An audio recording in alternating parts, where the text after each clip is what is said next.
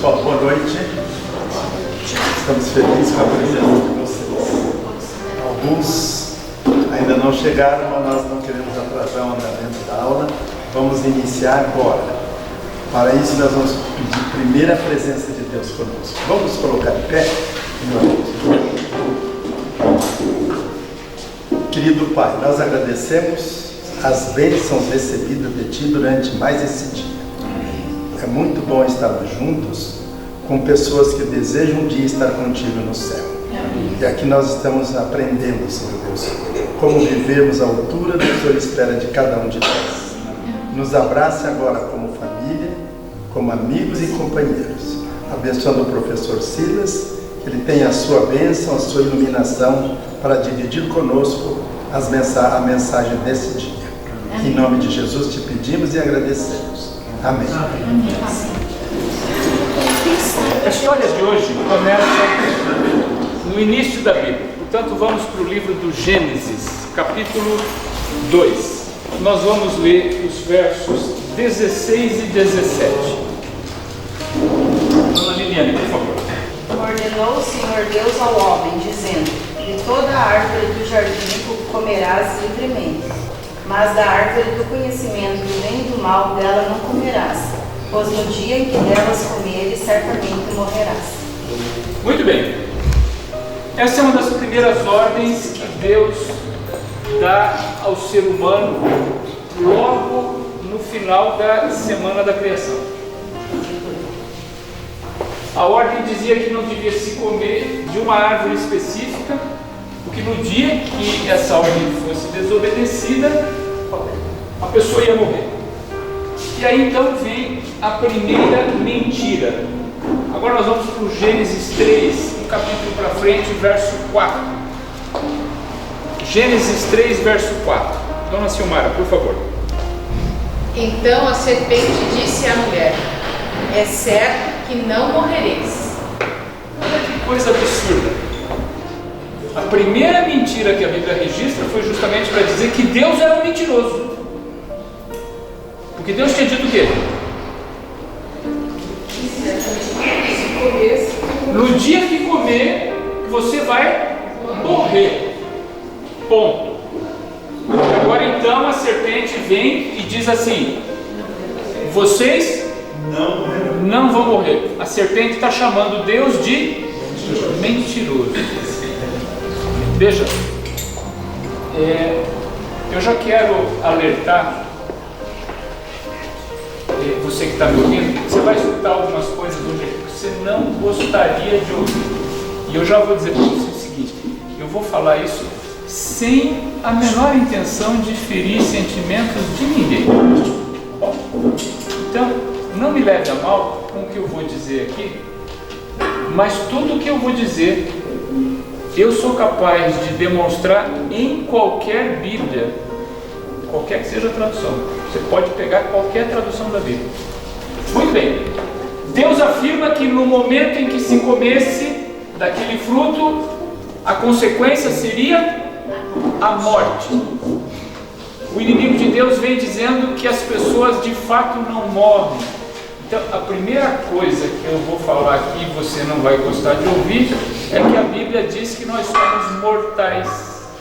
Portanto, a ideia de imortalidade da alma não é uma ideia bíblica. Não é uma ideia bíblica. Me perdoe. Segunda coisa que eu vou falar é que você não vai gostar de ouvir, mas eu já vou falar. Tem muita coisa no cristianismo que é paganismo batizado de cristianismo. Vou repetir. Pega o paganismo, batiza e vira cristianismo. Quer um exemplo? Imortalidade da alma. Nós vamos estudar um bocado disso hoje.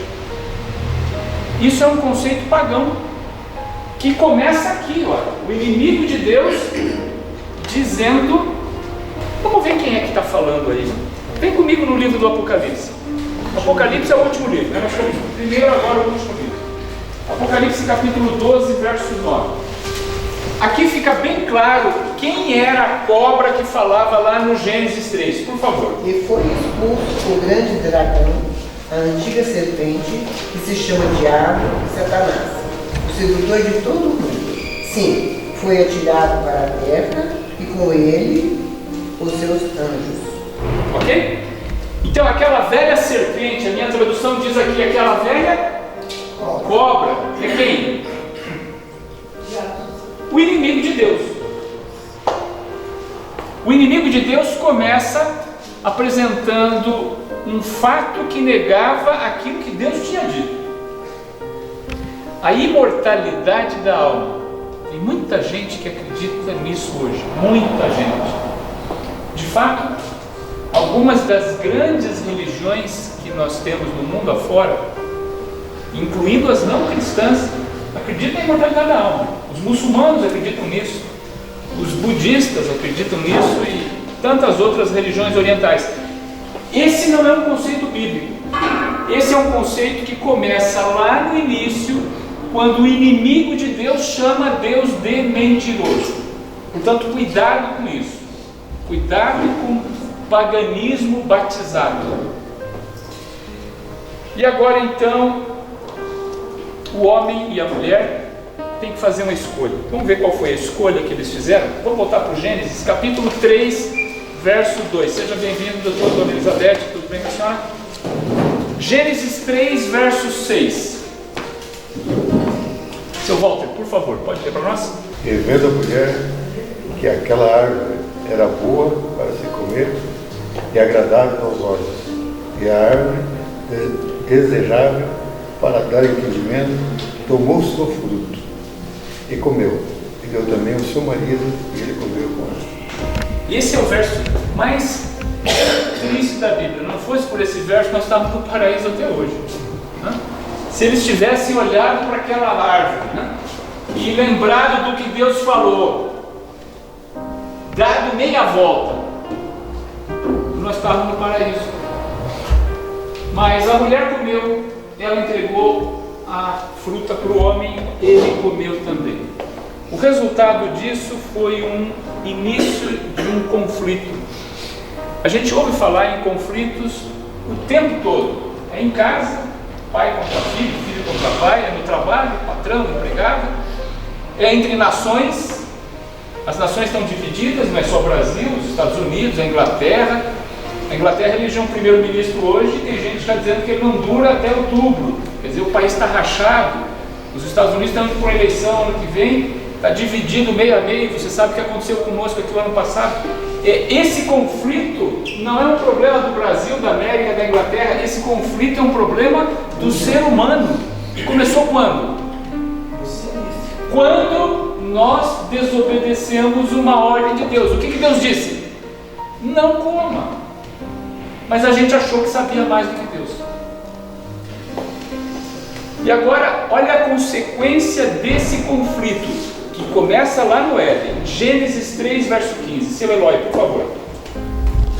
Quem está falando aqui é Deus, e ele está falando com a cobra. Por favor, seu Eloy. Porém, inimizade entre você e a mulher, entre a sua descendência e o descendente dela, este feria a cabeça, e você lhe ferirá o calcanhar, Muito bem, olha só, Deus aqui começa a proferir uma série de maldições. E a primeira maldição que Deus profere é contra a cobra. Lembre-se que foi a cobra, eu estou falando aqui de uma cobra mesmo, não sei se era uma cascavel, uma sucuri, o que era, mas era uma cobra, um negócio de cabeça lá, um corpo enorme, um rabo e tal. A diferença entre aquela cobra e as que a gente conhece hoje é que provavelmente, é praticamente certo, que as cobras originalmente tinham asas. Portanto, aquele ditado popular que diz assim, graças a Deus, Deus não deu asa para a cobra. Na verdade, Deus deu, graças a Deus ele tirou as asas da cobra. Como é que eu digo para você que provavelmente as cobras voavam? Porque a maldição que Deus profere contra a cobra é assim: a partir de hoje, Deus diz para ela, é só ver esse capítulo aí, a partir de hoje, Deus falando com a cobra, você vai rastejar. Então, se a partir de hoje você vai rastejar, de que jeito as cobras se mexiam antes?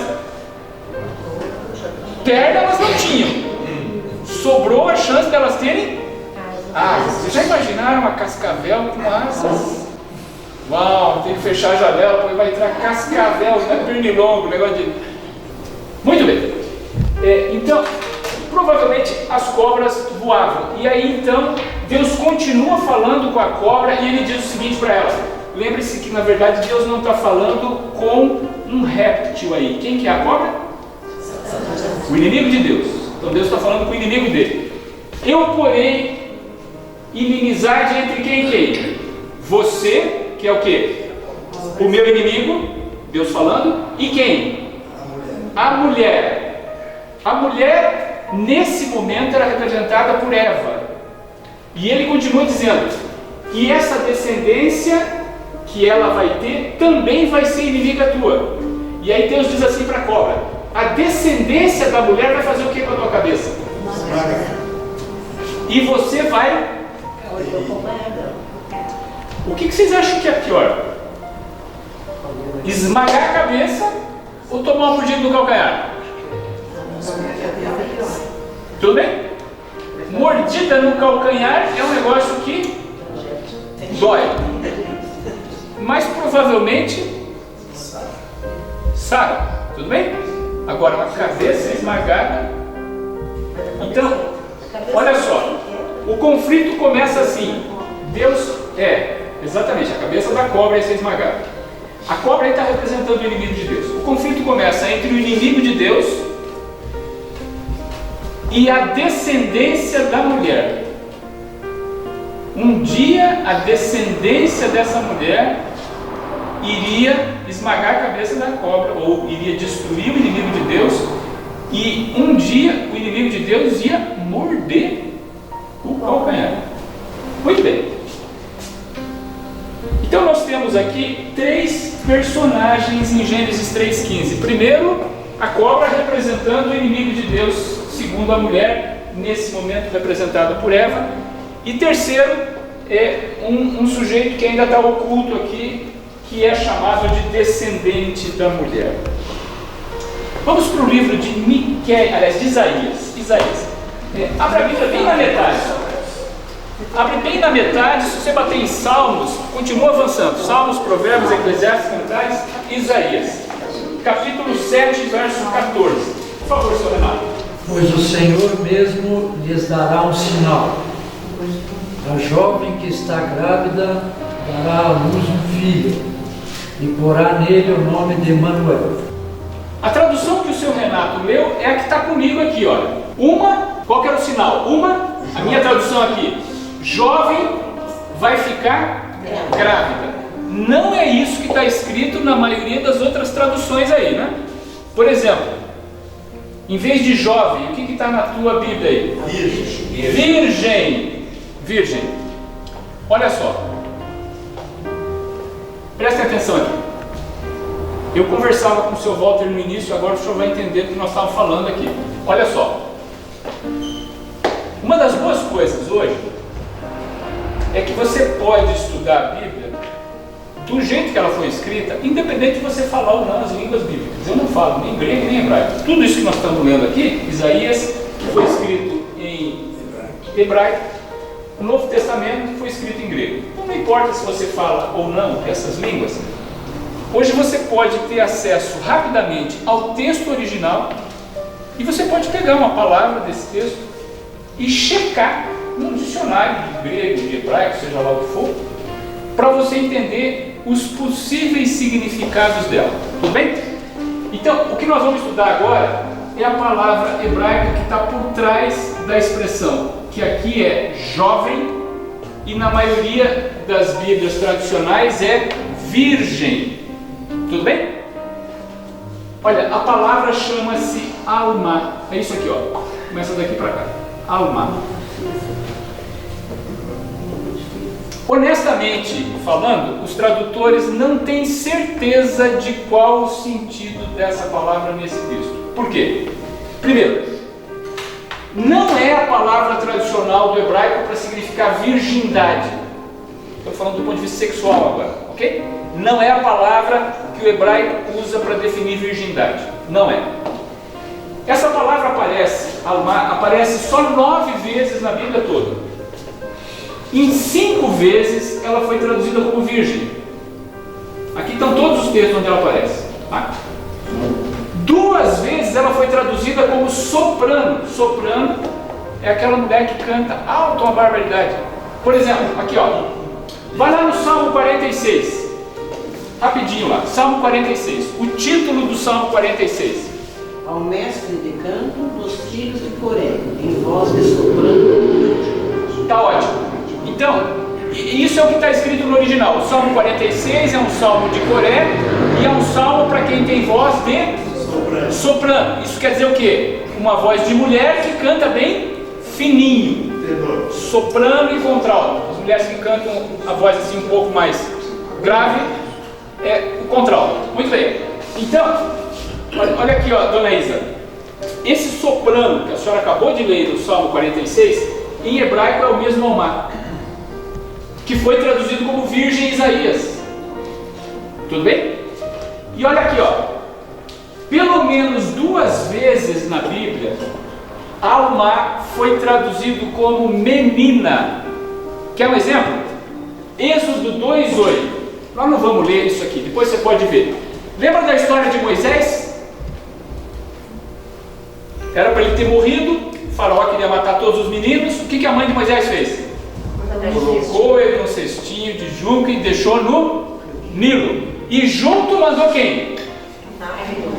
A irmãzinha, que era mais velha que Moisés. Como é que era o nome dela? Miriam. Ficou olhando lá o junquinho e tal. Você conhece a história do cestinho de Moisés? A filha de faraó encontra, não é isso? E aí então aparece quem? Êxodo 2:8 vai dizer: apareceu a menina. Quem que é a menina? A irmã de Moisés, Miriam. Era uma menina. A expressão menina em Êxodo 2:8 é Almá. A mesma expressão que em Isaías aparece como virgem.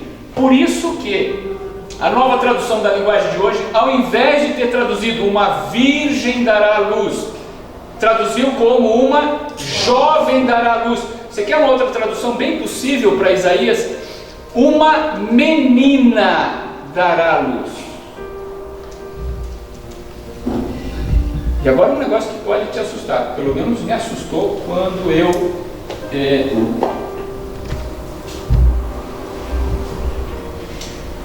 estudei essa história mais a fundo.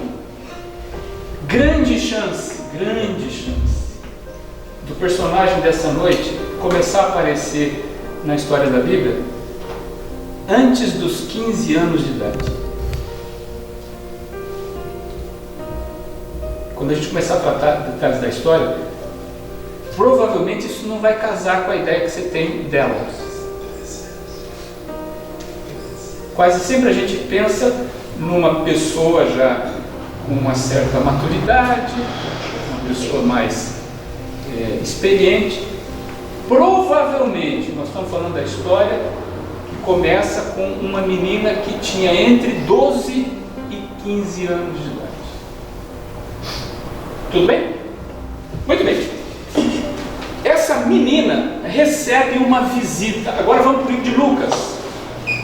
É o terceiro evangelho. Mateus, Marcos, Lucas. Novo Testamento. Deus manda lá do céu o mais poderoso de todos os anjos, chamava-se Gabriel, e ele veio conversar com uma menina. Por favor, Fabiano. Lucas 1:27. Uma virgem desposada com um certo homem da casa de Davi, cujo nome era José, a virgem chamava-se Maria. Muito bem.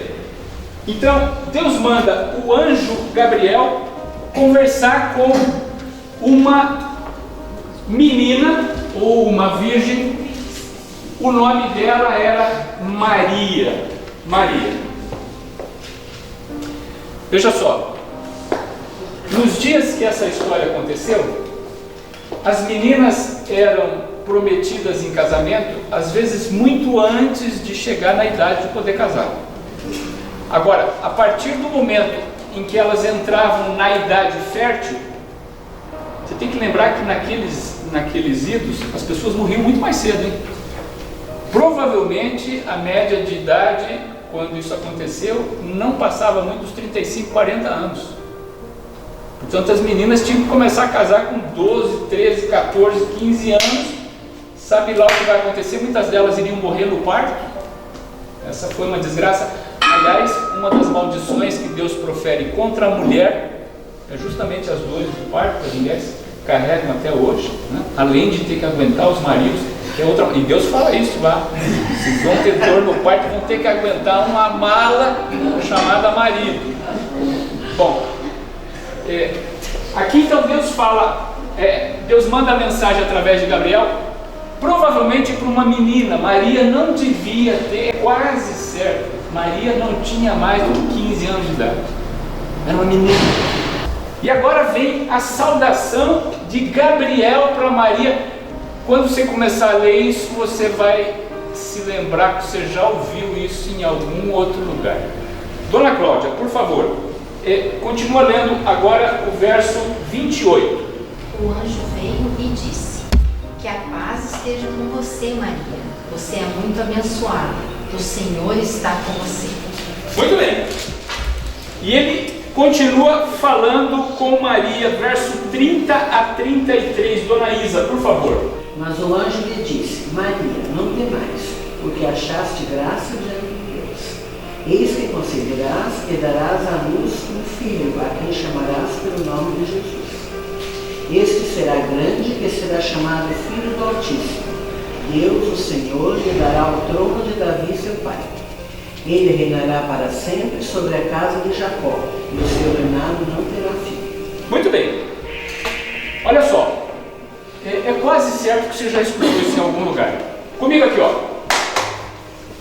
Por trás dessa expressão, que a paz esteja com você, o original tem uma palavra só. A palavra é alegre-se. Tem algumas traduções que dizem regozije-se. Outras traduções colocam salve. Que é um pouco de paganismo revestido de cristianismo. Quando isso aconteceu, o império que dominava o mundo nesses dias aqui, quem que era o império que mandava prender, mandava soltar? Roma, ok? E a Roma era a Roma dos, me ajudem, dos Césares. Tanto que quando Jesus nasce, quem que era o imperador? A Bíblia fala disso, César Augusto. Como é que se cumprimentava César? Salve César, é assim? Não. Alegre-se César. Bom dia César. Não. Dizia o quê? Ave César. Muito bem. Essa expressão aqui, que a paz esteja com você, ou regozije-se, ou salve, ok? Virou o quê? Ave. Ave quem? Ave Maria. Me ajude. O Senhor é convosco. Está começando a fazer algum sentido? Ave Maria. Estou vendo o pessoal que participou da catequese. Se você não souber essa, tá morto a pau, hein? Ok? Ave Maria, o Senhor é convosco. E agora então, Gabriel continua falando com Maria, dizendo para ela o seguinte. E eu queria que você pensasse que Gabriel está falando com uma menina de tudo.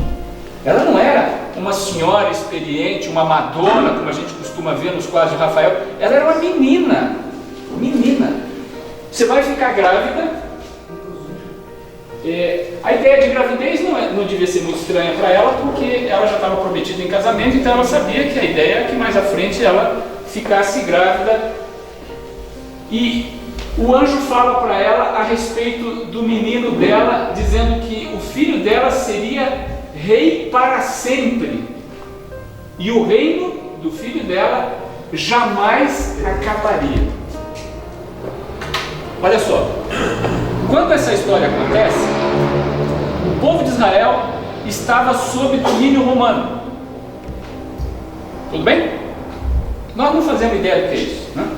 Por mais que a gente reclame de Brasília, disso, daquilo, nós não fazemos ideia do que é estar sob domínio de um país estrangeiro. Se é doído pagar imposto, e é, você imagine pagar imposto para um país que leva esse negócio embora e não larga nada aqui, que era o que acontecia lá. Portanto, tudo o que o povo de Israel queria nesses dias era um libertador. E quando vem o anjo e diz a Maria: olha, Maria, o teu menino vai ser o libertador que vai restaurar o trono de Davi, o teu menino vai fazer de Israel a nação independente, o reino dele não vai ter fim. Você consegue imaginar o tamanho da alegria da menina? Percebeu? Agora, traga para a nossa realidade. O que você acha que iam pensar os vizinhos dessa menina se ela saísse contando isso para todo mundo?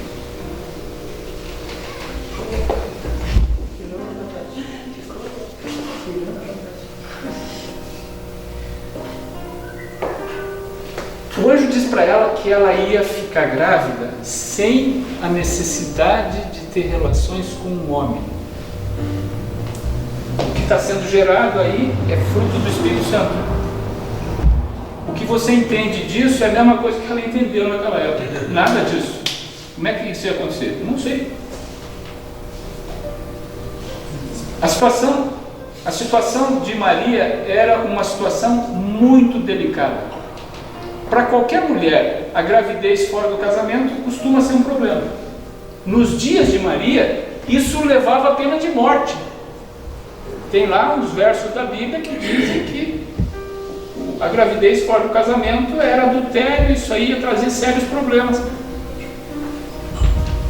Ela fica num misto de alegria incontida, certamente de preocupação. Toda mãe, especialmente o primeiro filho, não preciso falar que eu estou vendo uma porção de gente que já teve o primeiro, o segundo. É sempre complicado criar criança, né? Imagine no caso dela, que ela estaria criando alguém que seria rei em Israel. Só que não foi apenas Gabriel que saudou Maria. Vamos para a segunda saudação que ela recebe agora de uma prima dela, chamada Isabel. Lucas 1, 39 a 42. E eu vou pedir para Isabel, que está conosco, que também se chama Elizabeth, porque é o mesmo nome, né? Isabel e Elizabeth. Dona Elizabeth, por favor. Naqueles dias, levantou-se Maria, foi apressadamente à região montanhosa, a uma cidade de Judá. Entrou em casa de Zacarias e saudou a Isabel. Ao ouvir Isabel a saudação de Maria, saltou a criança no seu ventre, e Isabel ficou cheia do Espírito Santo. E exclamou em alta voz: Bendita és tu entre as mulheres, e bendito é o fruto do teu ventre. Agora você está vendo aonde saiu o Ave Maria, né? Ave Maria, a parte cheia de graça vem de Gabriel, porque Gabriel disse que ela tinha achado graça diante de Deus. Ave Maria, cheia de graça, o Senhor é convosco. Essa é a parte de Gabriel. E agora vem a parte de Elizabeth. Bendita és tu entre as mulheres, bendito é o fruto do vosso ventre, Jesus.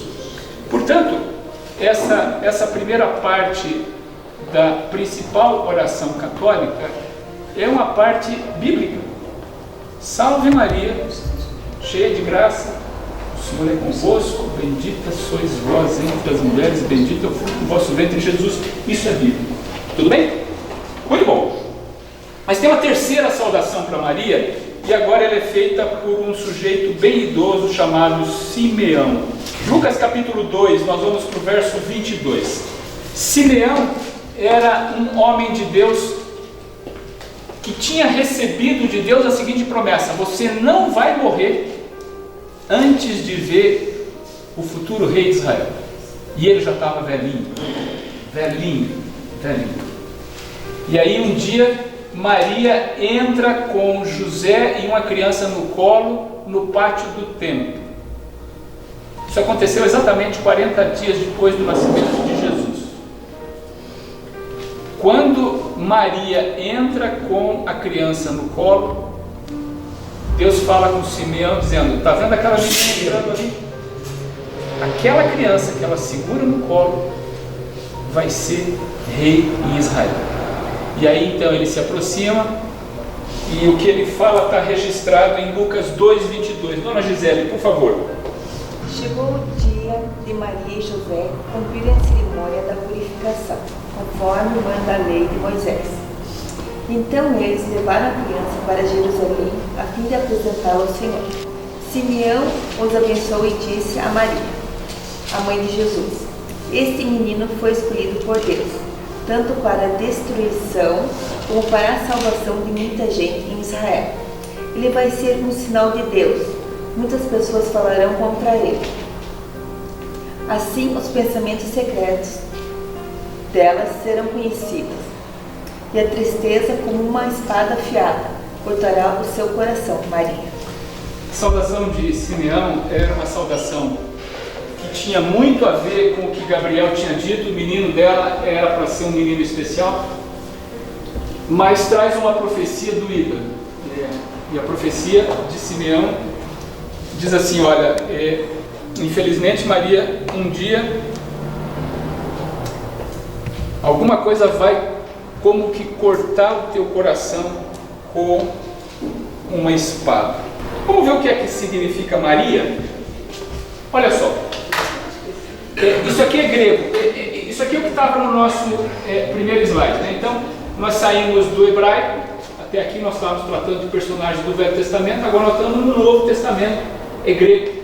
Apesar de ser grego, é bem melhor que hebraico, a começar que agora a gente lê daqui para cá, né? Então agora você está vendo aqui um M, que é o nosso M. Isso aqui parece um A, na verdade não é um A, é um alfa, mas é o nosso A. Esse negócio aqui que você acha que é um P, na verdade não é um P, é o Rho. Rho. É quase igual ao P, você começa a escrever daqui para baixo. Rho. Esse aqui é o I, o iota. Quando Jesus disse que nenhum iota ia sair da lei e tal, está aqui o iota e aqui está um outro alfa, né? Então, M-A-R, Rho, I-A. É exatamente o que nós pronunciamos. Ok? Agora, não era esse o nome que ela tinha, porque o nome dela provavelmente era pronunciado em aramaico. Em aramaico não se fala Maria, fala-se Mariam, que vem do hebraico Miriam. Quando você lê a história do Velho Testamento, a irmã de Moisés chamava-se Miriam. Em outras palavras, se ela vivesse na Grécia, ela ia se chamar Maria. Miriam e Maria. Miriam é grego. Me perdoe. Miriam é hebraico, Maria é grego. É o mesmo nome. É que nem Guilherme e William. É o mesmo nome. Não me pergunte como é que Guilherme em português vira William em inglês. Isso eu não sou capaz de explicar. Mas é o mesmo nome. Tá?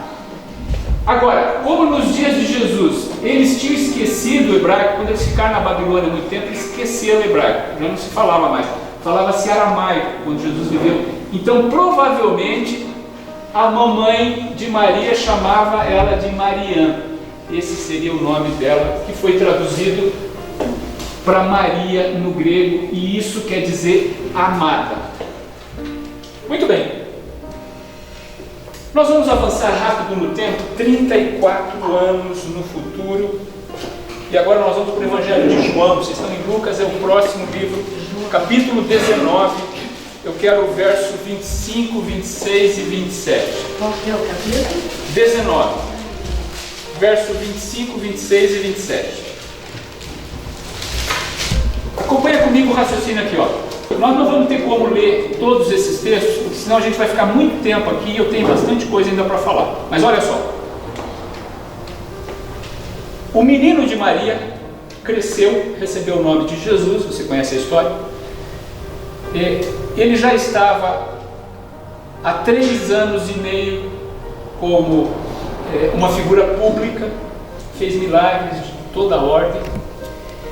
E em particular, os últimos 6 dias da vida, tanto de Maria quanto de Jesus, tinham sido trepidantes. Quer ver só? O verso que nós vamos ler é sexta-feira à tarde. Mas vamos voltar no tempo. Eu estou falando agora do último sábado à noite, o sábado anterior. Então imagine que nós estamos na sexta-feira à tarde, eu estou falando do último sábado. No último sábado, Jesus tinha sido recebido com um jantar espetacular, bem perto de Jerusalém. No domingo de manhã, Jesus tinha entrado com pompa e circunstância em Jerusalém. Conhece a história do domingo de Ramos? Tinha sido o último domingo. Jesus tinha entrado com pompa e circunstância.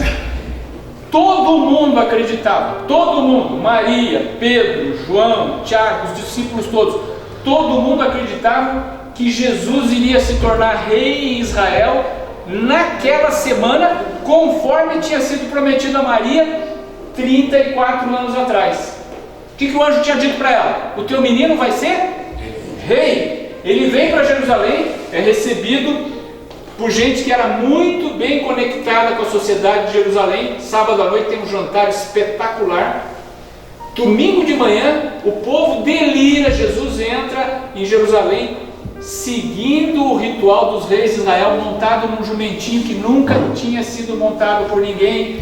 As pessoas colocam ramos de palmeira no chão, as pessoas gritam, bem-vindo aquele que seja o futuro rei de Israel. Estava faltando só Jesus dizer o seguinte: então tá bom, vamos derrubar Pilatos, vamos derrubar Herodes, e agora é comigo. Não tinha alguém melhor para ser rei em Israel. Jesus multiplicava pães, Jesus ressuscitava mortos. Como é que você vai perder uma batalha com um rei como esse? Então nós vamos ter que lutar amanhã para derrotar um inimigo. Tá bom, quanto que vocês precisam? Olha, Senhor Jesus, aí acho que umas 10 toneladas de pão. Tá bom, multiplique esse 10 toneladas de pão, está resolvido. Olha, Senhor, a batalha não foi muito boa, a gente perdeu 10 mil homens. Não tem problema, ressuscitem os 10 mil. Como é que você vai perder a batalha com um sujeito como esse na liderança? Está entendendo a cabeça? Jesus era o rei que ele estava precisando. Jesus mandava prender, mandava soltar, ressuscitava, curava, multiplicava. Não tinha nada que Jesus não resolvesse. Eles estavam desesperados com o domínio romano. Maria sabia que Jesus ia ser rei. E ela sabia por quê? O anjo tinha falado para ela. Não é eu ouvi dizer, o pastor que ligou, me mandaram um WhatsApp. Não. Gabriel veio e falou com ela: o teu menino vai ser rei. E mais ainda, o reinado do teu menino vai terminar quando? Nunca! Na cabeça de Maria, aquilo estava começando essa semana. Na segunda-feira, Jesus dá uma demonstração de força inequívoca. Ele entra sozinho no templo, literalmente metendo o pé na porta e chutando tudo. Mesa, cadeira, virou tudo. Todo mundo saiu correndo. E era só Jesus. Os discípulos tinham certeza que não passava daquele dia. Ontem ele foi recebido com pompa e circunstância. Hoje ele meteu o pé na porta. Amanhã mesmo nós vamos estar lá no Palácio de Herodes Pilatos. Nós vamos colocar uma nova ordem. Nós vamos ter um novo rei. Só que daí para frente as coisas foram, na opinião dos discípulos de Maria, de mal a pior. A partir da quarta-feira, a Bíblia diz que Jesus começou a ficar cada vez mais quieto, cada vez mais triste. E em vez de ir para Jerusalém, eles voltaram para Betânia. Os discípulos não entenderam. O que nós vamos fazer em Betânia? O senhor está de brincadeira, o poder está em Brasília, nós não vamos para Ipiranga. Fazer o que em Ipiranga? Ninguém importante vai entender um movimento desse. Nós temos que ir para Brasília. É lá que está o poder, tem que derrubar, tem que fazer um novo governo. O que nós estamos fazendo aqui em Betânia? E Jesus assim, angustiado. Aí começa a preparação da Páscoa, Jesus cada vez mais triste, falando umas coisas que os discípulos não entendiam. Jesus começa dizendo, por exemplo, isso ele falou nessa madrugada de quinta-feira, um texto espetacular, que os discípulos não entenderam. Não se turbe o vosso coração. Você sabe aquele clima assim de bode embarcado, ninguém consegue nem sorrir para ninguém? E Jesus diz, não se turbe o vosso coração, creia em Deus, creia também em mim. Na casa do meu pai tem muitas moradas. se assim não for, eu teria dito, porque eu vou preparar um lugar para vocês. Quando eu for para onde, Senhor? Não tenho que ir para Jerusalém. Quando eu for preparar um lugar, voltarei e vou levar vocês. Jesus não tinha nem chegado no poder, já estava falando em ir embora, em voltar. Os discípulos não entendiam nada. O jantar foi péssimo. Jesus, que era para ser rei, ele se ajoelha e começa a lavar os pés de um por um dos discípulos. De um por um. Aquilo era serviço para servo. Como não tinha nenhum servo ali, ninguém se candidatou a lavar os pés de ninguém. Pedro olhou para Pedro e falou, não, eu não vou lavar o pé desses caras não. E o João falou, não, também não. E todo mundo ficou sentadinho ali. E aí Jesus se ajoelha e começa a lavar os pés um por um. Isso foi mais do que um tapa na cara. Quando chegou em Pedro, Pedro falou, não, senhor, o senhor está de brincadeira. O senhor não vai me lavar os pés. E aí Jesus disse para Pedro, olha, se eu não lavar os pés, você não tem parte comigo. Então Pedro já mudou a ideia, falou, então senhor, se é assim, o senhor já me dá um banho. Percebeu? Mas o clima estava péssimo. No meio do jantar, Jesus diz para Judas o que você tem que fazer, vai e faz rápido. E Judas sai. Os discípulos provavelmente imaginaram que estava faltando alguma comida, tinha uma conta para pagar, e Judas saiu apressado. O clima continuou péssimo. Jesus vai para o jardim do Getsemane, começa a orar, angustiado. Os discípulos não entendem o que está acontecendo, dormem. A madrugada chega, Jesus é preso. Pedro, que tinha prometido defender Jesus, cumpre a promessa, saca uma espada e corta a orelha do servo do sumo sacerdote. Você veja como a gente nem sempre consegue acertar o alvo, né? Ele pegou a orelha, que não é um órgão vital, e o cara ainda não era nem um soldado, era o servo do sumo sacerdote. Resumindo, o que Pedro fez, né, só gerou trabalho para Jesus ter que colocar a orelha no lugar e dar um pico em Pedro e disse, olha, não vamos, quem vive pela espada morre pela espada. Jesus se deixa prender, os discípulos fogem todos, a notícia chega para Maria. Comece a imaginar, apenas 4, 5 dias antes ela tinha certeza que o menino dela ia se tornar rei, e agora a notícia chega para ela que o menino dela estava preso. Eu não sei se ela tentou acompanhar o julgamento ou não, a Bíblia não menciona isso. Jesus apanha a madrugada inteira, é levado para Pilatos, apanha mais ainda, ele é condenado à cruz. Vamos deixar a Bíblia falar. João 19, nós vamos ler o verso 25, 26 e 27. Jesus está na cruz e Maria está aos pés da cruz. Dona Madeleine. Perto da cruz de Jesus estavam a sua mãe e a irmã dela, e Maria, a esposa de Clopas, e também Maria Madalena. Quando Jesus viu a sua mãe e perto dela o discípulo que ele amava, disse a ela, este é o seu filho. Em seguida disse a ele, esta é a sua mãe. E esse discípulo levou a mãe de Jesus para morar dali em diante na casa dele. E agora então o verso 30. Seu Clóvis, por favor.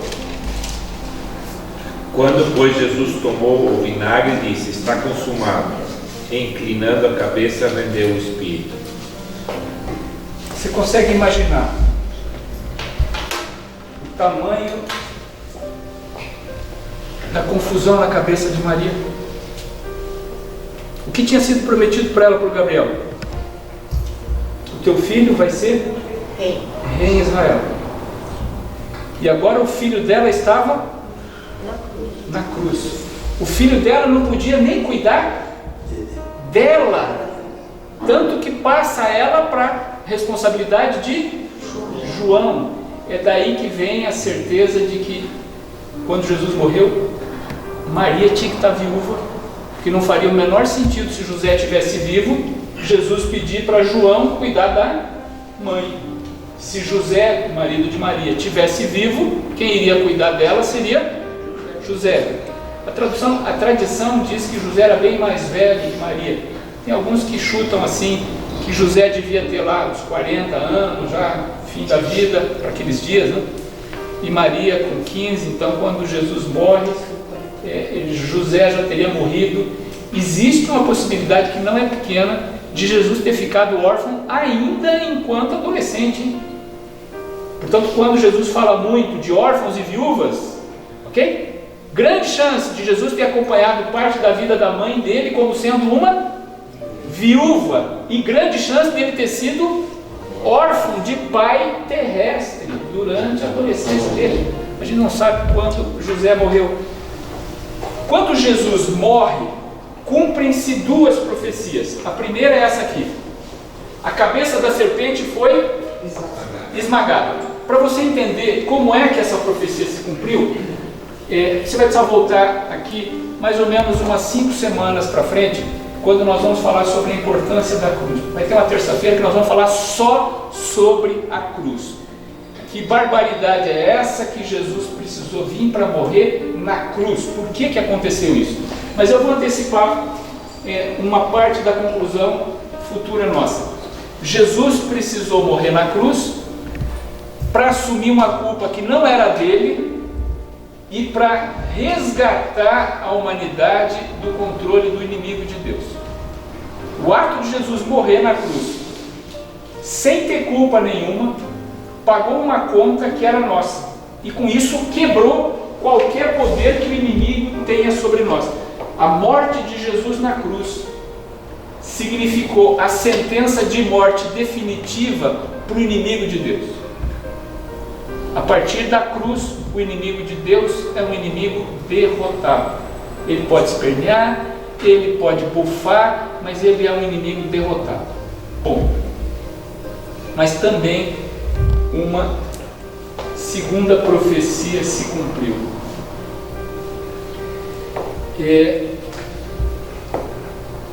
Para qualquer mãe é desumano ver um filho morrer, certo? Aliás, não é humano para o filho ver a mãe morrer. A minha mãe está viva, eu nem quero imaginar o que seria o meu mundo sem a minha mãe. Agora, o contrário é bem pior. Para uma mãe assistir a morte do filho, e nesse caso, ela assistiu a morte do filho dela indefesa. Ela não podia fazer nada, com requintes de crueldade. Jesus tinha sido chicoteado, estava deformado. É uma coisa assustadora. Você consegue imaginar o coração de Maria quando isso aconteceu? Aqui se cumpre também a profecia de Simeão. Simeão disse: olha, o teu menino vai ser grande, mas presta atenção, lá na frente você vai sentir como se o teu coração tivesse se arrebentando. E a confusão de Maria na cena da cruz é ainda muito maior pela expectativa que ela tinha. Ela acreditava que o menino dela ia ser rei em Israel, e agora o menino dela tinha morrido. Você consegue imaginar o tamanho da confusão? Eu penso que aquela noite de sexta-feira, o dia todo de sábado para Maria foi algo assim, para lá de tenebroso, para lá de tenebroso. E eu tenho certeza, a Bíblia não conta isso, não tem nenhum comentarista que fale isso, mas eu tenho certeza que entre as coisas que Jesus fez no domingo quando ele ressuscitou, uma delas foi conversar com Maria e explicar para ela como é que a profecia de Gabriel podia se cumprir. E a partir daí, Maria começa a entender o tamanho que o menino dela tinha. Lembre-se que a morte de Jesus na cruz, nós vamos falar muito disso mais à frente. A morte de Jesus na cruz pegou todo mundo de surpresa.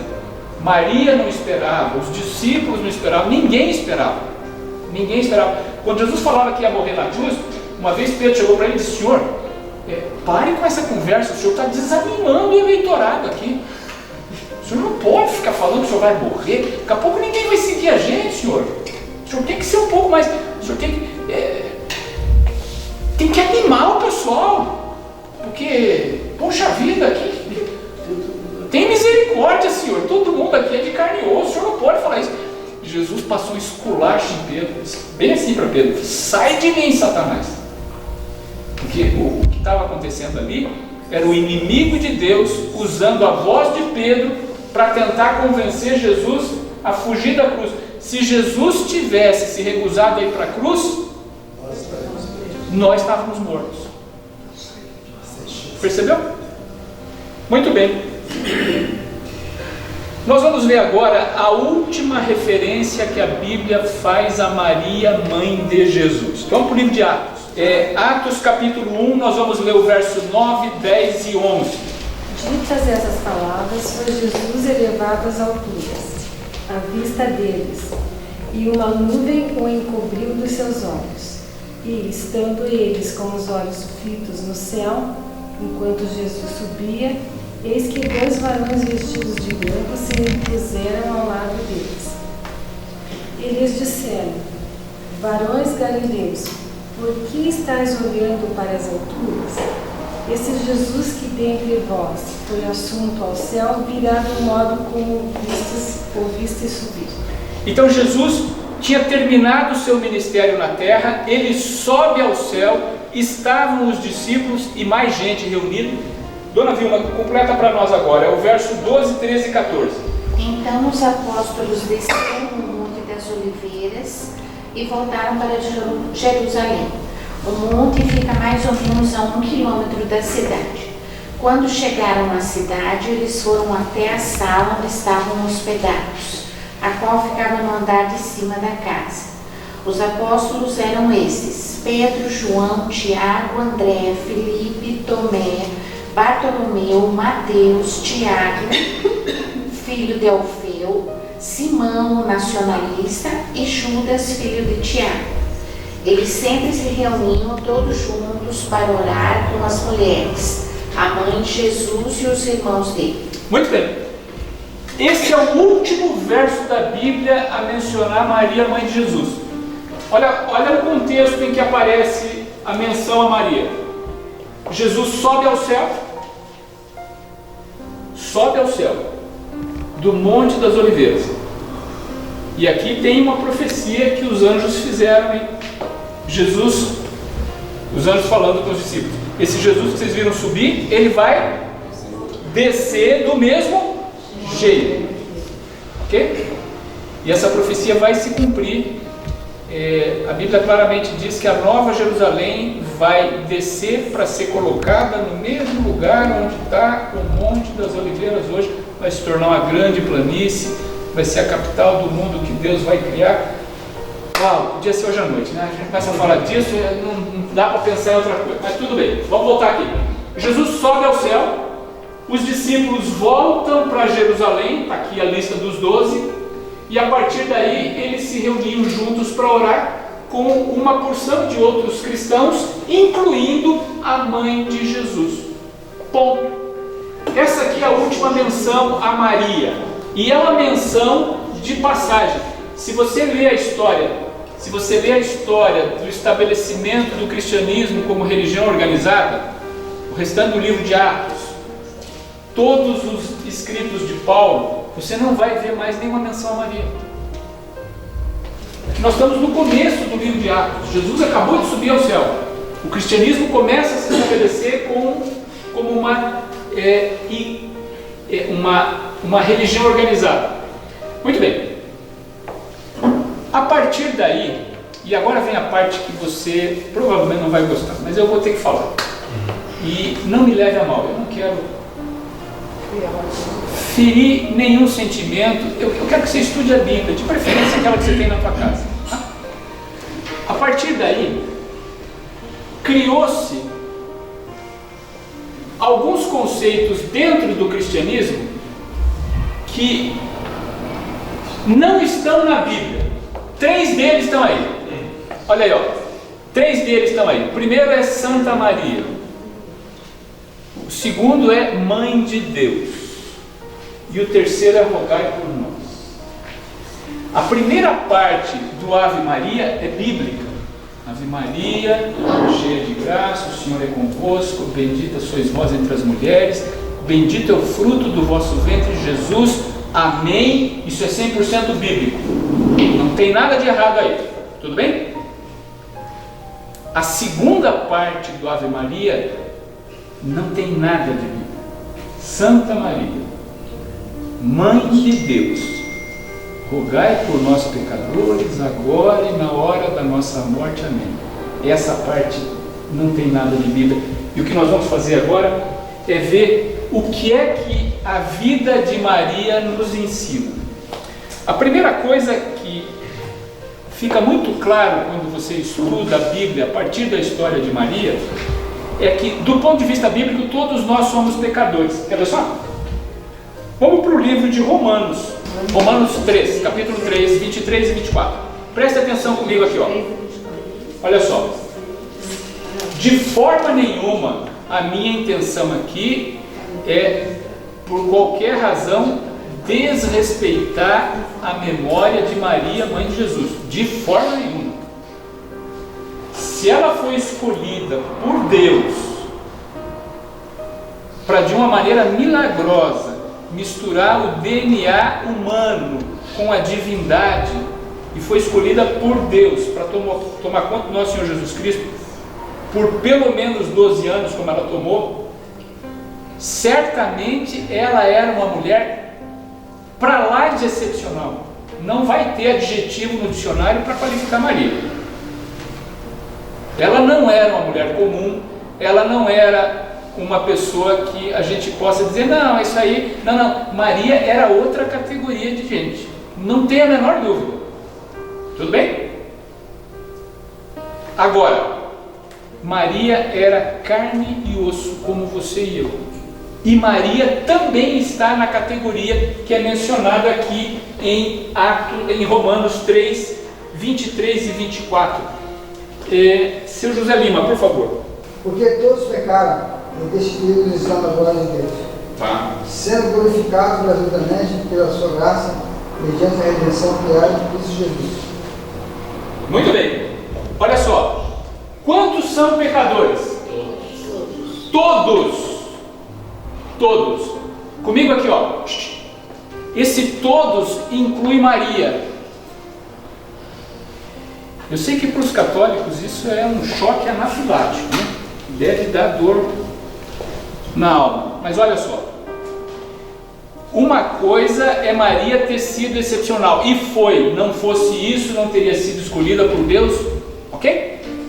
Agora, o direito de uma pessoa, por melhor que tenha sido a vida dela, o direito dessa pessoa chegar ao céu e ser salva, passa por onde? Pelo sacrifício de Jesus. Maria vai estar no céu, tenho toda a certeza disso. E veja que eu coloquei no futuro, hein? Já vou justificar isso. Maria vai estar no céu. E ela vai estar lá a partir do quê? A partir de quê? De Cristo. Veja, Deus aceita todos por meio de quem? De Cristo. Ponto. Jó era alguém fora de série, sim ou não? Sim. Puxa vida, nós estudamos aqui a história de Jó. Ele perdeu 10 filhos no mesmo dia, perdeu todo o patrimônio, foi coberto de ferida dos pés à cabeça. A mulher dele ficava apurrinhando, ele tinha 3 amigos que juntos valiam nada. E o cara conseguiu, num monte de cinzas, se reencontrar com Deus. Jó era alguém acima de qualquer suspeita, mas Jó também era um pecador. Jó vai estar no céu? Claro que vai estar no céu. E só vai estar no céu por meio de quem? De Jesus. Ok? Então, quando eu digo que Jó era um pecador, eu não estou dizendo que Jó era um sujeito que não valia nada. Não. Jó provavelmente foi um dos melhores homens que passou pela face da terra.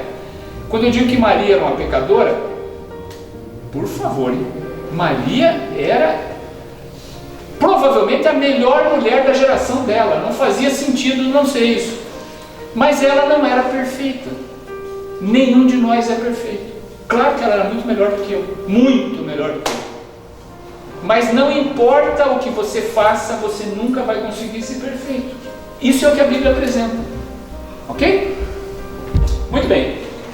Agora eu quero ler um texto em 2 versões para você entender aonde nós vamos chegar. Vamos para a primeira carta de Pedro, lá perto do Apocalipse. Primeira carta de Pedro, capítulo 2, verso 9.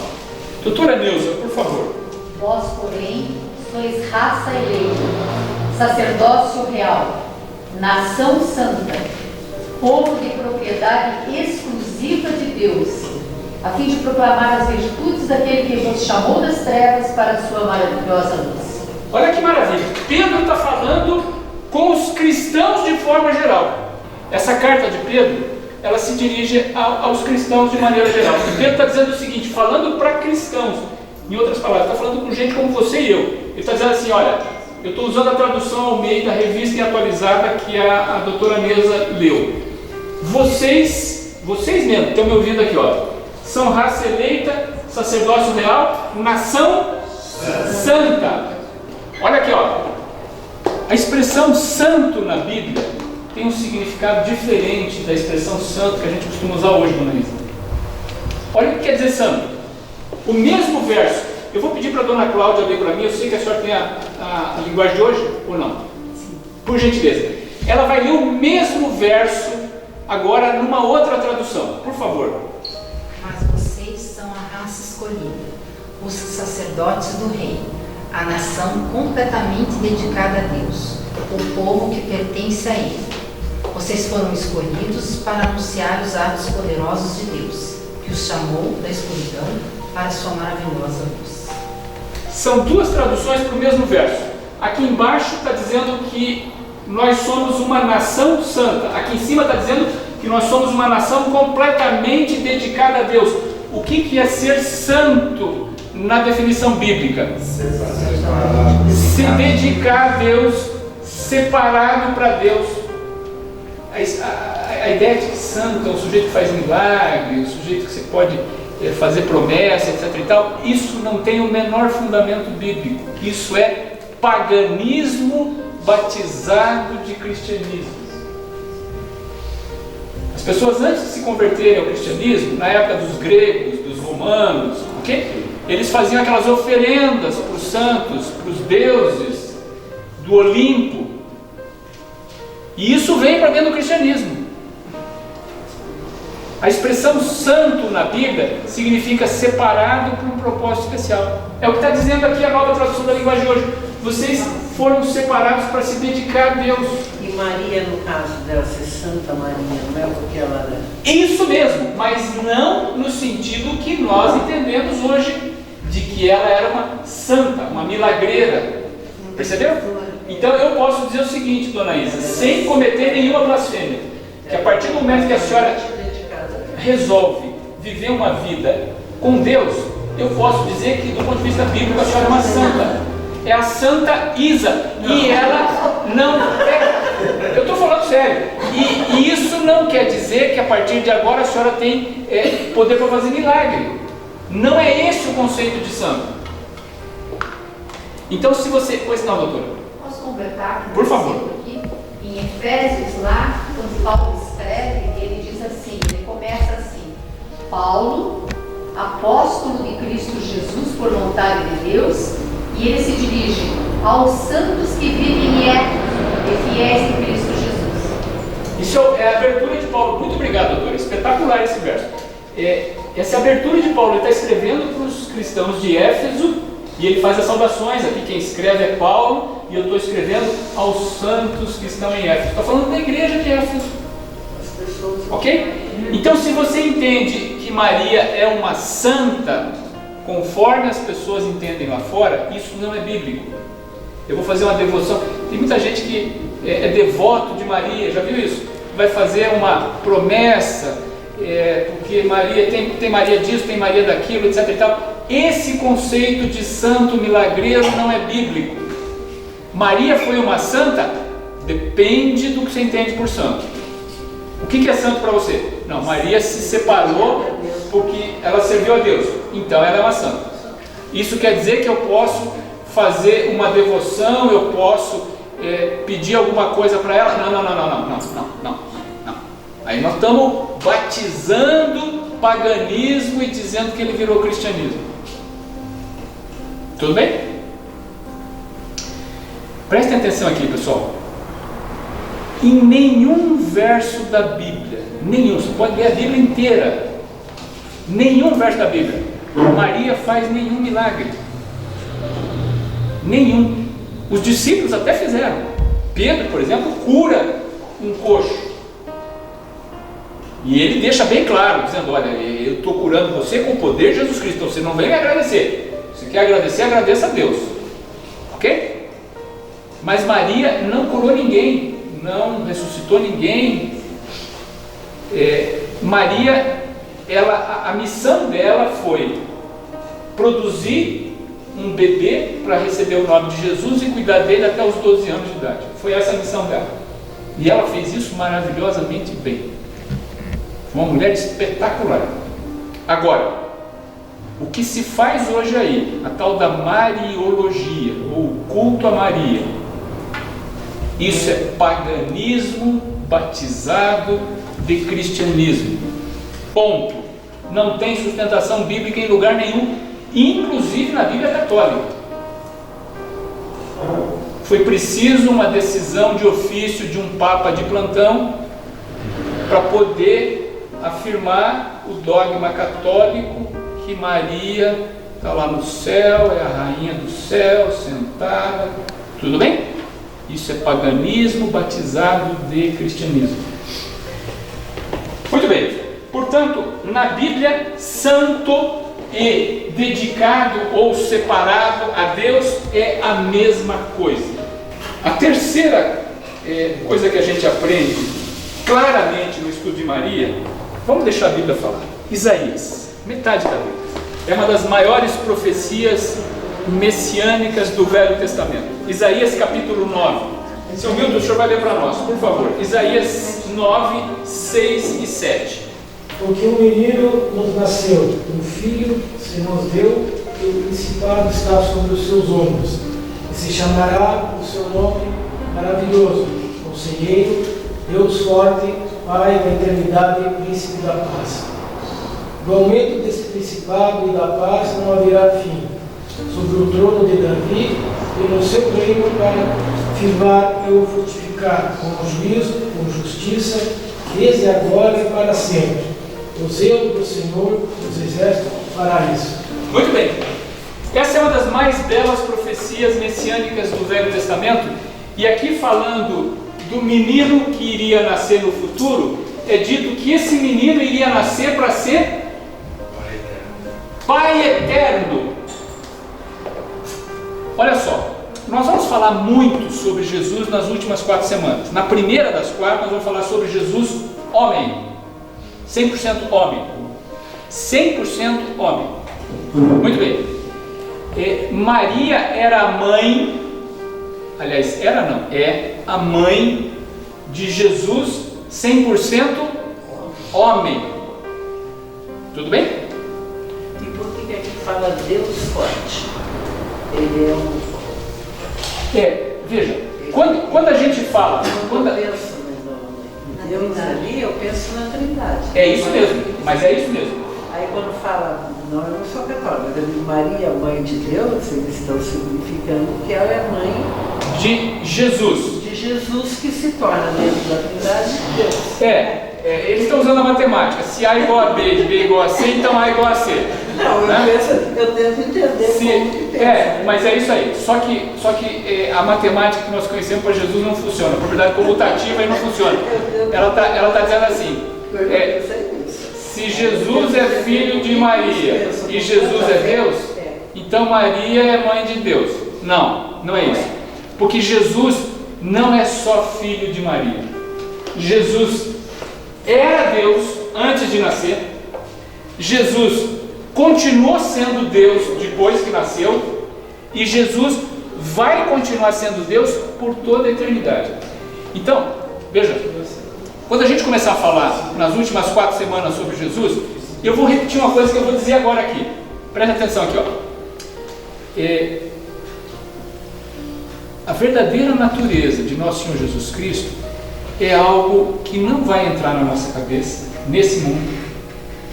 E mais ainda, é algo que não vai entrar na nossa cabeça nem que nós estudemos isso por toda a eternidade.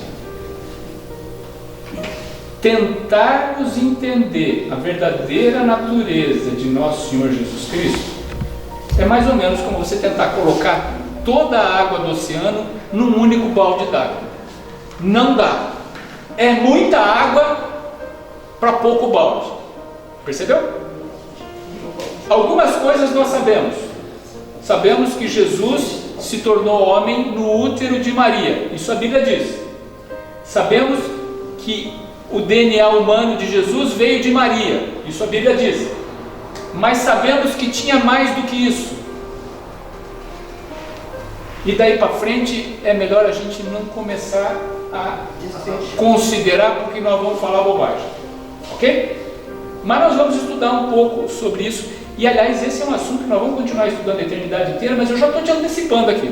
A eternidade inteira não vai ser suficiente. Você jamais vai entender a real natureza de Deus. O nascimento de Jesus é um milagre. Humanamente falando, não tem como explicar. A verdadeira natureza de Deus sempre vai estar além da nossa compreensão, mesmo lá no céu, quando você puder abraçar Deus todo dia. Ainda assim você não vai conseguir entender. Muito bem. Agora, veja só.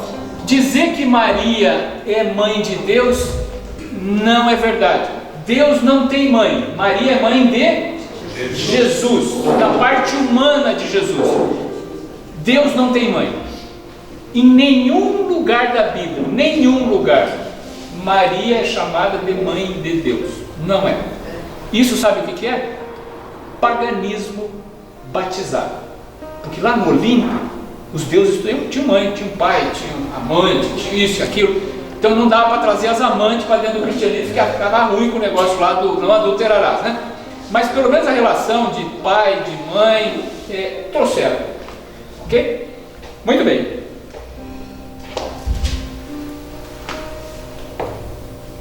Lembra como nós começamos? Deus disse, não comam, porque no dia que vocês comerem, vocês vão morrer. Vamos ver o que a Bíblia fala sobre o que acontece com alguém que morre. Eclesiastes, vocês estão em Isaías. Continue avançando.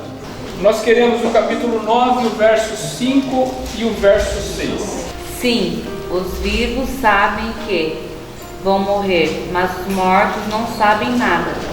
Eles não vão receber mais nada, estão completamente esquecidos. Os seus amores, os seus ódios, as suas paixões, tudo isso morreu com eles. Nunca mais tomarão parte naquilo que acontece neste mundo. A Bíblia é clara, você pode ler em qualquer tradução. Se você vai num funeral cristão, aí quase sempre você vai escutar o seguinte: falecido ou a falecida está lá no céu, à direita de Deus. Já escutou isso? Sim. Pessoal, olha o que a Bíblia diz. A pessoa que morreu não sabe nada. Os sentimentos, as emoções, o que acontece com isso? Morrem. Isso é assim desde o Gênesis. No dia que você comer, o que Deus falou? Você vai morrer. Olha para mim aqui. O inimigo de Deus disse o quê? Não. Deus é mentiroso. E você quer saber uma coisa? Desgraçadamente, a maioria dos cristãos de hoje acredita que Deus é mentiroso. Que Deus disse que vai morrer. Você vai no funeral cristão, está lá sentado à direita de Deus. Então Deus é mentiroso. Que Deus disse que ia morrer. Brilhando no céu. Percebeu? Não existe sustentação bíblica para a ideia de que a pessoa morre e vai para o céu, ou morre e vai para o inferno. Isso não está escrito em nenhum lugar da Bíblia. Não está escrito. Isso é paganismo batizado de cristianismo. Isso começa lá com a filosofia dos gregos, Platão. O corpo é perecível, aprisiona uma alma que é pura. A morte é o processo pelo qual a alma se liberta do corpo. Isso é paganismo da primeira geração. Isso é a invenção do inimigo de Deus. E o cristianismo hoje acredita nisso, junto com outras religiões. Mas, de repente, esse aqui é o único verso que fala isso. Vamos para o livro de Salmos? Metade da Bíblia. Salmo 115, verso 17. Os mortos que descem à terra do silêncio não louvam a Deus, o Senhor. Olha aí, tem um salmo dizendo o quê? Quem morre está lá sentado à direita de Deus, trocando a ideia com ele. Não. Quem morre não louva a Deus. Ele está na terra do silêncio. Vamos deixar o filho de Maria falar. João, quarto evangelho, capítulo 11. Antes da gente ler esse texto, me permita um comentário para você entender a história que está acontecendo. Jesus tinha um grande amigo aqui na terra. Grande amigo. Ele frequentava a casa e eram pessoas de um relacionamento muito bom. Quem fala isso é a Bíblia, né? O nome desse amigo era Lázaro. E Lázaro adoeceu, e a coisa era séria, porque as irmãs de Lázaro mandaram avisar Jesus que Lázaro estava muito doente. E Jesus aparentemente não se importou. Continuou tocando a vida dele como se não tivesse acontecido nada. E agora então, Jesus diz para os discípulos o que nós vamos ler agora. Luiz, por favor, João 11:11. Isso dizia e depois lhes acrescentou: nosso amigo Lázaro adormeceu, mas vou para despertá-lo. Muito bem. De repente, muito depois, na verdade já tinha passado 3, 4 dias, muito depois de saber que Lázaro estava doente, Jesus disse para os discípulos, Lázaro está dormindo. Dormiu. Olha a interpretação que os discípulos deram. Seu Renato, pode ler para mim o verso 12. Senhor, se ele está dormindo, isso quer dizer que vai ficar bom. Os discípulos entenderam que Lázaro estava literalmente dormindo. Era aquele sono depois do almoço. Quer dizer, Lázaro estava cheio de dor, cheio de um monte de confusão. Então agora se ele está dormindo, ótimo, Senhor, que bom, que pelo menos está descansando. Beleza, depois ele acorda amanhã não está sentindo nada. E aí Jesus, vendo que os discípulos não entenderam o que ele tinha dito, Jesus completa. Dona Liliane, por favor, verso 13 e 14. Jesus estava falando da sua morte, mas os discípulos pensavam que ele se referia ao repouso do sono. Então Jesus disse claramente: Lázaro está morto. Olha comigo aqui, ó. Isso aqui é importantíssimo porque tem muito pouca gente, mas muito pouca gente. É uma minoria enorme no cristianismo. Ok? Eu vou dar nome para os bois aqui. A exceção são as testemunhas de Jeová e os adventistas do sétimo dia. Tira as testemunhas de Jeová, tira os adventistas do sétimo dia, fora. Todo o resto do cristianismo acredita que a alma é imortal. Todo o resto. Batista, metodista, luterano, católico, os espíritas. Ok? A alma não morre. O que acontece? O sujeito morreu. Bom, se ele for bom, vai para o céu. Se ele for ruim, vai para o inferno. Isso é o que acredita 99,99% dos cristãos. Olha o que disse o filho de Maria. Lázaro tinha dormido. Os discípulos disseram, bom, se ele dormiu, beleza, ele acorda depois do almoço. E daí Jesus falou, não, agora eu vou falar um português claro. Lázaro morreu. Raciocine comigo aqui, ó. Comigo aqui. Eu sei que nós estamos avançados, mas esse assunto é importante. Comigo aqui, ó. A Bíblia diz claramente que Lázaro era amigo de Jesus. Tudo bem? Honestamente falando, vamos raciocinar como raciocina 99% dos cristãos aí. Um amigo de Jesus morreu. Para onde que ele foi? Para o céu. Para o céu. Se o cara é amigo de Jesus, Jesus ia comer na casa dele pelo menos uma vez por semana. Morreu amigo de Jesus, onde é que ele está? No céu. Tudo bem? Muito bem. Continua comigo aqui, ó. Lázaro já tinha morrido há 4 dias, Fabiano. Portanto, já fazia 4 dias que Lázaro estava no céu. Ok? Provavelmente eu estava escalado para jogar na minha esquerda no fim de semana lá. Você já imaginou o que é passar 4 dias no céu? Eu estou falando sério, Lázaro tinha morrido há 4 dias. de acordo com o que acreditam os cristãos, ele estava 4 dias no céu. Imagina o que é passar 4 dias no céu. Já tinha conhecido Pedro, João, aquela turma toda, né? Puxa vida, Moisés, barbaridade, já tinha comido daquelas frutas, um negócio espetacular, tinha ganhado um palácio. Rapaz, 4 dias no céu. Aí vem Jesus e ressuscita ele. Quer dizer o quê? Tira ele do céu e traz ele para a terra. Olha para mim. Você acha que se fosse assim, Jesus estava fazendo algo de bom para Lázaro? Meu amigo, se eu tivesse há 4 dias no céu, eu ia ficar muito bravo de voltar aqui. Não tenha dúvida. Não tenha dúvida. Tudo bem?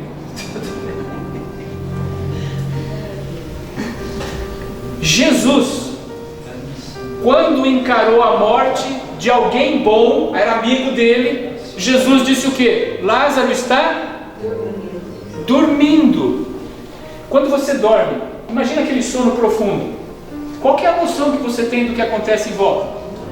Nada. Se alguém puxa a coberta, estou falando daquele sono profundo. Se alguém puxa a coberta, se alguém abre a janela, se alguém fala alguma coisa, você não percebe nada. Você acorda no outro dia como se não tivesse acontecido nada. Para a Bíblia, a morte é um sono profundo. Ponto. E isso vale tanto para os bons quanto para os maus. Ok? Aí você vai dizer, mas e daí? Não, peraí, tem uma parte do credo católico que está na Bíblia. Creio na ressurreição da carne. Lembra disso? Creio na ressurreição. E isso é bíblico.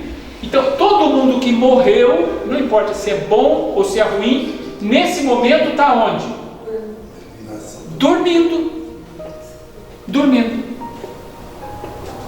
A Bíblia fala alguma coisa sobre Maria depois daquele texto de Atos 14, Atos 1,14, que ela se reunia com os discípulos para orar. Ela fala mais alguma coisa sobre Maria? Sim ou não? Não. Nada mais. Então, tenho todas as razões bíblicas para acreditar que Maria morreu e está dormindo. Está dormindo. Tanto é verdade que os católicos não conseguem provar isso na Bíblia católica. Foi preciso um Papa, num ato de ofício, dizer que Maria foi levada para o céu antes da morte. Isso não está escrito na Bíblia. Isso é paganismo batizado de cristianismo. Ponto. Está escrito no Catecismo Católico, tem uma porção de textos dos pais da igreja que dizem isso, mas isso não está na Bíblia. E o pior é o seguinte, muitos que não são católicos, os católicos vêm de uma tradição que já entende isso como sendo favas contadas, mas nós temos muitos outros, em tese protestantes, que continuam acreditando nisso. Na verdade, do ponto de vista bíblico, não existe essa separação entre alma e corpo. Isso é uma coisa só. A vida só existe quando o fôlego, que também é chamado de espírito, o fôlego é a energia que Deus nos dá e nos mantém vivos. Essa coisa, essa coisa que nós não sabemos definir, que se chama vida, que Deus põe dentro da gente, isso só existe quando ela está em contato com o corpo. A Bíblia não apresenta a ideia de uma pessoa capaz de viver fora do corpo. Então, o que é o sono da Bíblia? É um estado de inconsciência. Ela não tem participação nenhuma, é como se ela não existisse. Nem como espaço. Nada. Tanto que a ressurreição que vai acontecer no futuro, no caso daqueles que vão para o céu, eles vão receber um novo corpo. Esse corpo aqui não tem a menor importância. Como é que Jesus estabeleceu o cristianismo aqui? Ele escolheu 12, não é isso? E ele usava esse grupo de 12 para treinar um modelo que foi se esparramando. Então o que nós estamos fazendo aqui hoje, reunidos nesse pequeno grupo, é uma replicação do modelo que Jesus usava lá atrás. E Jesus usava isso por quê? ele sabia que nós precisamos uns dos outros para fortalecer a nossa fé. Amanhã o seu Renato faz uma cirurgia, vamos orar por ele, vamos orar por ele. Não que a nossa oração vai resolver o problema, não. A minha oração não tem nenhum poder. O poder está no Deus que criou o seu Renato, que tem por ele muito amor. Agora, o fato de que amanhã cedo nós vamos nos reunir como amigos e orar por ele, é uma necessidade nossa, de manter a nossa relação com Deus sempre presente, lembrando o quanto dependemos dele. E isso é o que a Bíblia recomenda. Agora, a Bíblia não recomenda que nós oremos por alguém que morreu, ou peçamos que alguém que morreu ore por nós. Vamos deixar Pedro falar, o primeiro grande líder da igreja cristã, livro de Atos. Atos 4:8. Por favor, seu herói. Isso.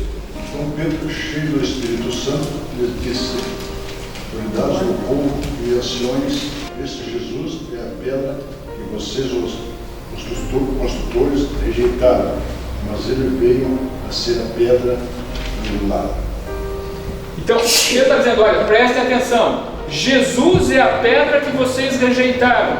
Agora lê para mim, Fabiano, verso 12.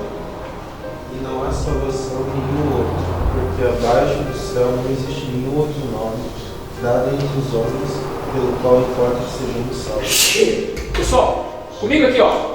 Jesus já tinha morrido, já tinha ressuscitado, já tinha ido para o céu. Tudo bem? E olha o que Pedro diz.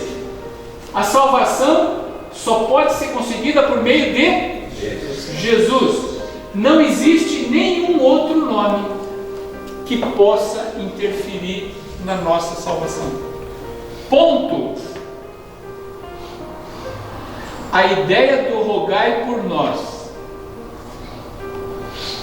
é cristianismo batizado, é paganismo batizado e cristianismo. Você não precisa ir até Maria para chegar em Jesus. O único que pode te ajudar é Jesus, e você pode chegar diretamente nele. Vamos deixar ele falar? João, vocês estão em Atos, João 14, verso 6. Deixa eu fazer um comentário. Eu sei que tem muita gente aqui que gosta de estudar a Bíblia. Esse comentário aqui é interessante para você entender a cronologia dos últimos eventos de nosso Senhor Jesus Cristo. Se você der uma olhada no capítulo 13 de João, o que acontece em João 13? Dá uma olhada só nos títulos ali. Então, João 13, nós já estamos na noite de quinta-feira. Jesus está a menos de 24 horas da cruz. Tudo bem? Preste atenção aqui. É quase certo que o Evangelho de João é o único evangelho cronológico. Isso quer dizer, ele foi escrito na ordem que as coisas aconteceram. Portanto, João 14 está, me ajudem, na sequência, depois da ceia. Isso que nós vamos ler aqui, inclusive aquela promessa maravilhosa que Jesus disse: eu vou e eu vou voltar. Tudo isso é coisa que aconteceu na madrugada de quinta para sexta-feira. Jesus estava a menos de 24 horas da cruz, inclusive o verso que nós vamos ler. Tudo bem? Pode ler para mim, dona Gisele. João 14, verso 6. Olha o que Jesus disse: eu sou o caminho, a verdade e a vida. Ninguém pode chegar até o Pai, se não ser por mim. Jesus diz: quem é o caminho? Eu. Quem é a verdade? Eu. A única maneira de você chegar no Pai é através de Jesus. Você não precisa de um intermediário. Tudo bem? Portanto, a ideia do rogai por nós, se referindo a Maria, não, isso não tem nada de bíblico. Nada de bíblico. Claro que é bíblico a ideia de você orar uns pelos outros. Mas você quer falar com Jesus? Fale com Ele. Ponto. O curioso é que Maria, mãe de Jesus, deu um conselho extraordinário. E as pessoas esquecem. As pessoas atribuem a Maria muitas coisas que não são bíblicas, coisas que ela não pode fazer, coisas que ela não tem condições de resolver. Mas tem muita coisa que Maria disse que as pessoas esquecem. E nós vamos nos lembrar agora do melhor conselho que Maria deixou para nós. Quer ver só? Vamos para o livro de João, capítulo 2, verso 1, 2 e 3. Pode ler para mim, dona Jane, por favor. 2 dias depois, houve um casamento no povoado de Caná, na região da Galileia, e a mãe de Jesus estava ali. Jesus e seus discípulos também tinham sido convidados para o casamento. Quando acabou o vinho, a mãe de Jesus lhe disse: o vinho acabou. Esse é o início do ministério público de Jesus. Jesus está prestes a fazer o primeiro de uma série de milagres. Maria já sabia que Jesus era alguém especial. E agora então ela vai dar o conselho que a maioria dos cristãos acaba esquecendo. É o próximo verso, dona Jane. É o verso 5. Verso 5. Olha o conselho de Maria. Então ela disse aos empregados: façam o que ele mandar. Maria está dizendo o quê? Façam. Ela está falando para um grupo de empregados dos dias dela, mas esse conselho vale para nós hoje. Façam o que? Quem que é o ele aqui? Jesus. Pessoal, isso está na Bíblia. Maria falou isso.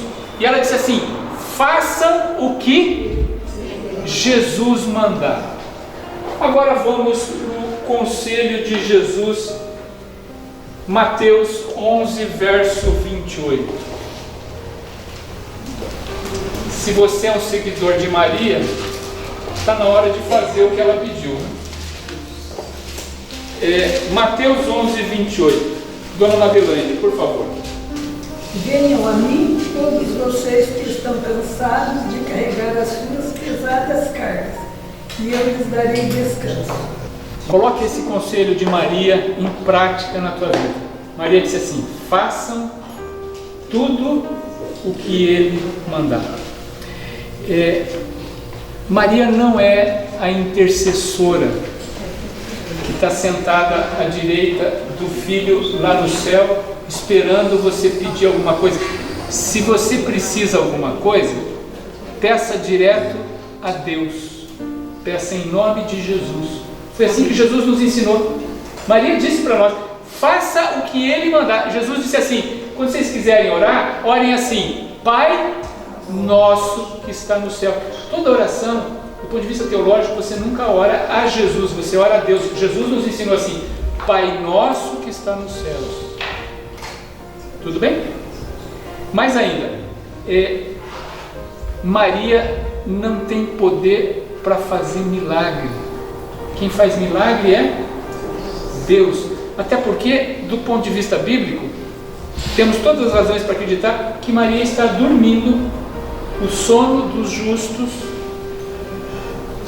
E você já imaginou o que vai ser o reencontro de Jesus com Maria? Uau!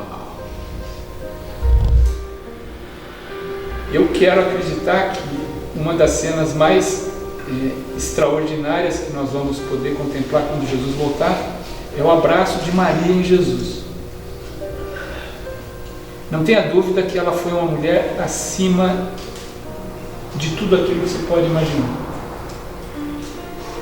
Mas não adianta você colocar em pessoas de carne e osso como Maria, ou como qualquer outra pessoa boa que tenha vivido, não adianta você colocar sobre ela atribuições que ela não tem como atender. O nosso único intercessor é Jesus. Ele intercede diante de Deus. Isso é bíblico. O nosso único Salvador é Jesus. Não tem ninguém que possa nos salvar.